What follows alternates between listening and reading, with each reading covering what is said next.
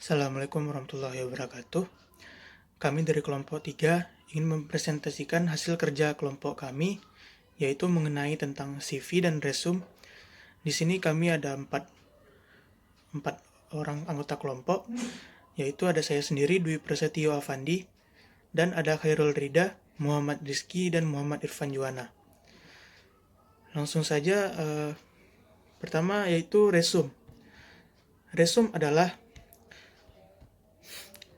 adalah suatu riwayat atau rangkuman yang menjelaskan semua keterampilan, keahlian, pengalaman kerja dari seseorang ketika akan melamar kerja. Sedangkan CV adalah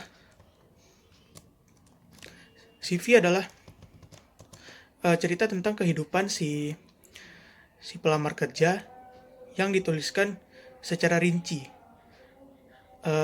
Apapun itu, termasuk prestasi atau akademis yang diraih oleh si pelamar tersebut.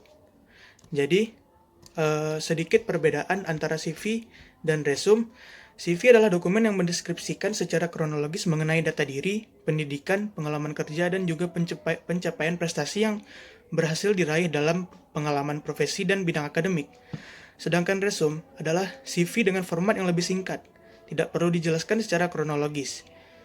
Resume ini merangkum pengalaman profesional kita sendiri, menekankan pencapaian kita sebagai pelamarnya, serta menginformasikan tentang tujuan karir. Menurut Casey Bay, resume merupakan presentasi penjualan format diri Anda yang sangat penting. Hal ini mengingat bahwa di dalam resume tercakup semua fakta yang relevan mengenai latar belakang, kualifikasi, pengalaman kerja, dan sebagainya yang disusun dalam suatu format yang teratur, mudah dipahami dan menarik perhatian pembacanya. Jadi resume ini bisa dikatakan sangat versi singkat dari CV.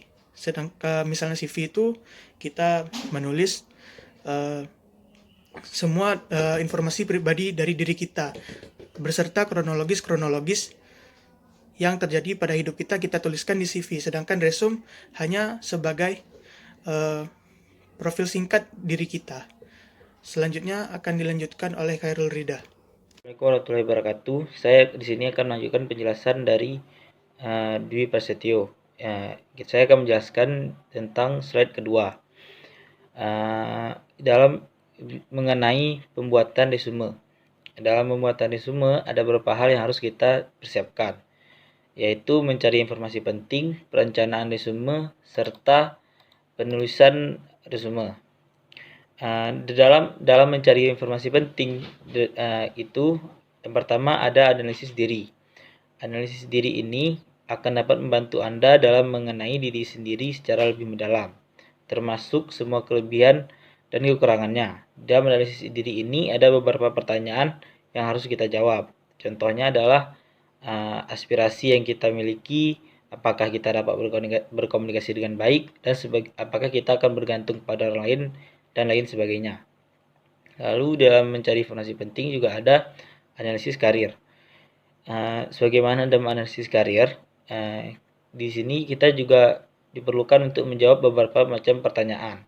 Tetapi di sini kita akan menjawab pertanyaan mengenai tentang karir yang akan kita miliki di masa depan.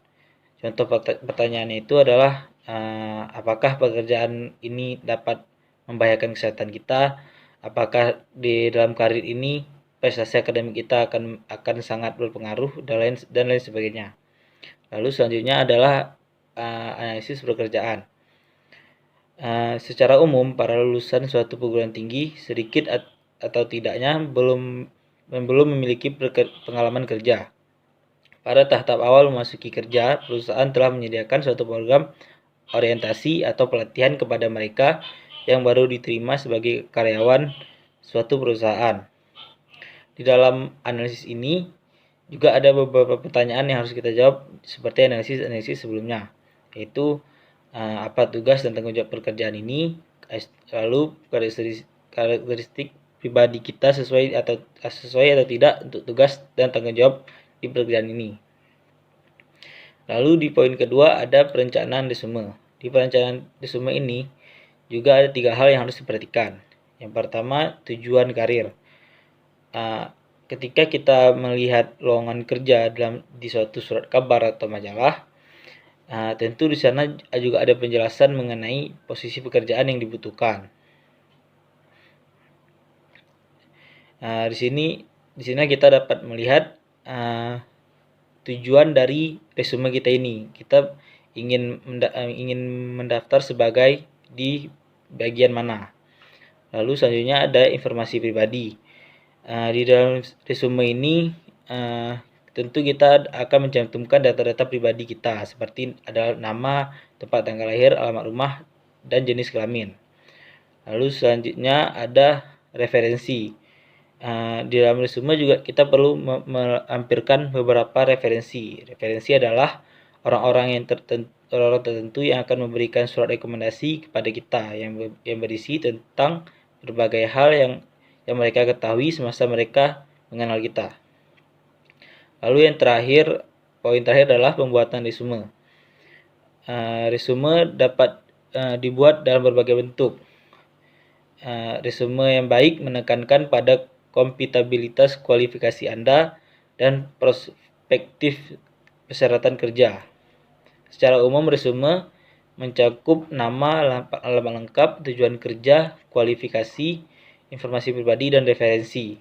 Pada bagian tujuan pekerjaan, kita harus menyatakan secara jelas apa tujuan kita membuat resume ini. Sebagai contoh, kita ingin mengisi lowongan kerja pada bidang manajer pemasaran, manajer keuangan, manajer operasi, teknisi komputer, wari niaga produk tertentu, sekretaris, supervisor, dan sejenisnya. Adapun yang termasuk dalam informasi pribadi atau personal antara lain adalah pendidikan, keterampilan yang kita miliki, hobi yang kita miliki, dan lain sebagainya. Usahakan informasi tersebut relevan dengan jenis pekerjaan yang kita miliki. Jadi tidak berarti semua kemampuan atau keahlian yang kita miliki harus kita cantumkan di dalam sebuah resume. Dan pada bagian referensi, carilah orang-orang yang mengetahui dengan baik kemampuan diri kita atau prestasi yang pernah kita miliki selama kita kuliah atau selama kita bekerja jika kita pernah bekerja sebelumnya. Baik, hanya sampai di sini. Selanjutnya akan dilanjutkan oleh Muhammad Rizky. Baiklah, saya akan melanjutkan penjelasan dari Khairul Rida. Di slide 3 itu ada hal-hal yang harus diperhatikan dalam membuat resume. Nah, menurut Boff and Thiel, ada 4 hal yang harus diperhatikan dalam membuat resume. Yang pertama itu ada kerapian atau neatness. Nah, jadi resume yang kita buat itu harus kita buat di dalam kertas yang belum ada coretan-coretan sama sekali, atau dibuat di kertas bersih dan berkualitas baik. Nah, dan apabila ada kesalahan, alangkah lebih baiknya agar kita menulisnya ulang karena agar tidak terjadinya cacat di dalam penulisan resume kita tersebut, agar resume kita terlihat lebih rapi dan lebih bagus. Yang kedua itu ada kesederhanaan atau simplicity. Nah, resume yang kita tuliskan harus menggunakan kalimat yang sesederhana mungkin agar memudahkan pembaca untuk mengerti apa yang kita maksudkan di dalam resume yang kita buat. Yang ketiga itu ada keakuratan atau akurasi. Nah, resume yang kita buat, langkah-langkah lebih baiknya untuk mencantumkan referensi di bawahnya agar resume yang kita buat lebih akurat karena memiliki sumber data yang kita ambil dan memiliki sumber data juga yang jelas.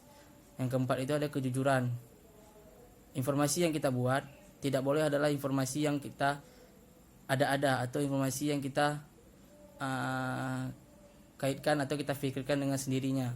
Harus memiliki referensi dan data yang kita ambil dari orang mungkin yang sudah membahasnya terlebih dahulu.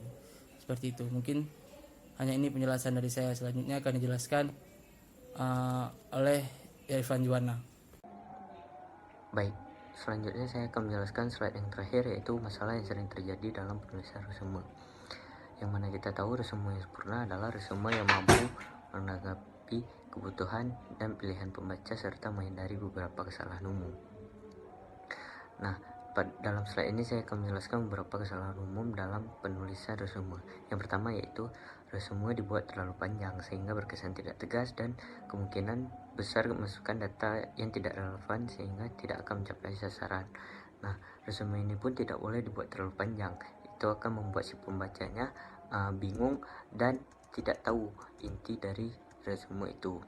yang mana kita tahu juga pada slide sebelumnya, hal-hal yang perlu diperhatikan dalam menulis resume itu adalah sederhana dan akurat. Yang kedua, resume yang ditulis terlalu singkat sehingga tidak memberikan informasi atau data yang cukup bagi pembaca untuk melakukan penelaahan yang lebih dalam. Nah, maksud dari poin kedua ini, resume itu pun tidak boleh terlalu singkat. Takutnya ada beberapa data atau informasi yang tidak masuk ke dalam resume tersebut, sehingga bagi si pembaca itu akan sulit menelaahnya atau sulit untuk mengerti apa inti dari si resume ini. Kemudian yang ketiga, format penulisan resume kurang baik, tidak konsisten, kurang memperhatikan tanda baca dan sejenisnya, sehingga isi resume sulit dimengerti. Nah, maksud poin ketiga ini ada beberapa tanda baca yang tidak ditaruh atau tidak tepat sehingga yang membacanya jadi bingung gitu. Kemudian poin yang keempat, terlalu banyak menggunakan kalimat yang bersifat kompleks. Alangkah baiknya kalau kalimat yang digunakan bersifat sederhana atau simple. Maksud dari poin keempat ini, banyak kalimat-kalimat yang terlalu berbelit-belit, tidak simple, tidak mudah dimengerti. Nah, alangkah baiknya jika dalam penulisan resume ini kesalahan-kesalahan tersebut dihindari sehingga si pembaca itu tidak bingung dalam membacanya dengan menggunakan kalimat-kalimat yang simple atau sederhana. Kemudian poin yang terakhir, poin kelima, resume mengandung banyak kesalahan ketik atau tulis dan yang lebih fatal lagi, kesalahan penyusunan kalimat. Nah, ini ada beberapa kata-kata yang kita kenal juga dengan typo. Nah, dalam pembuatan resume ini kita tidak boleh typo. Kalau kita typo nanti pembaca resume ini akan kebingungan apakah ini maksudnya, apakah tujuan dari kalimat ini, karena kita typo. Sekian presentasi dari kelompok kami. Mohon maaf bila ada kekurangan. Wabillahi taufiq wal hidayah. Assalamualaikum warahmatullahi wabarakatuh.